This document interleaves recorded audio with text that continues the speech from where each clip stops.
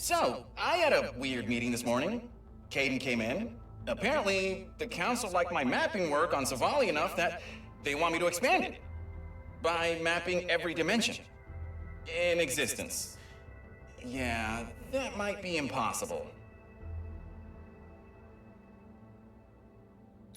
Okay, I thought about it over lunch. I don't think it's that impossible. I'll just need the Dimensionator, which Caden loaned me, a year and 3 weeks, which has already been approved, and to never sleep again. Work starts tomorrow. Mapped my first dimension today. Pretty standard stuff, except the colors there were so vivid, like, whoa. And there were these creatures. One of them even looked like a Lombax, but he had smaller ears, a mask, and a cane, and I think he was pulling some kind of heist? Whatever it was, it looked cool. Second dimension down, not as colorful as the first one, but the creatures were definitely stranger. Their bodies were made out of all these old relics, but they could break apart and still be alive. It was so wild. And now I wish I had asked Caden for more time. I just want to learn the stories of all these dimensions. Third dimension was cubes. Really, really smart cubes. I don't know what else to say there, except that I might have to stop doing these for every dimension I visit because there's a little bit less than an infinite amount left, and I could have mapped 32 in the time since I started talking. Yeah, okay, bye.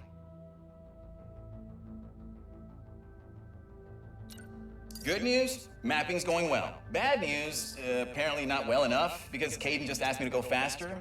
Wouldn't say why, but he sounded stressed, so I let it go. Faster. Yeah, okay, like it's that easy. Well, good thing I stopped doing those recordings. Wait, I'm doing one now. Ah! I know I was going to stop doing these recordings, but I can carve out some time every once in a while. Because I'm a genius. Dimension 31x7, not super different from home, but there were these creatures.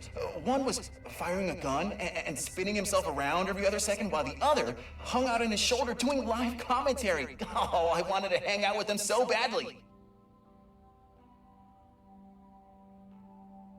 I finally figured out a way to map even faster. Caden might kill me, but listen.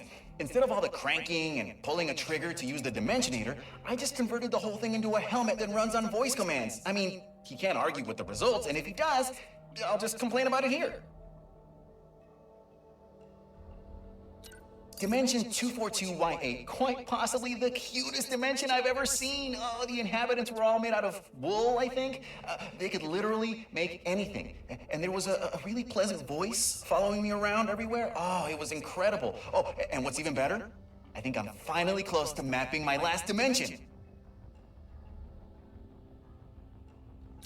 So tomorrow I'm going to sleep in for an hour, because I'm done, baby. I mapped every single dimension in existence. Woo-hoo-hoo. Oh, I can't wait to see Caden's face when I give him the map.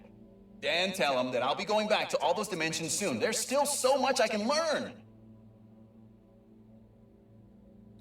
I found out why Caden has been so stressed lately. Something bad's going on. Bad enough that we need to hide as many Lombaxes as we can. And I guess all of my mapping work was to help find the perfect dimension for us to hide in. So, yeah. I hope I didn't screw anything up. This is my final recording. If you're listening to this, that means you didn't make it to the new dimension with us, and I'm so sorry. We're trying hard to get everyone now, but our race is scattered across so many dimensions. This is not farewell. I left a copy of my dimensional map in the archives, and I marked down where we're all going. I wish I could have left you a Dimensionator too, but hey, I'm only one Lombax. I hope you find your way back to us, and if you do, please look me up.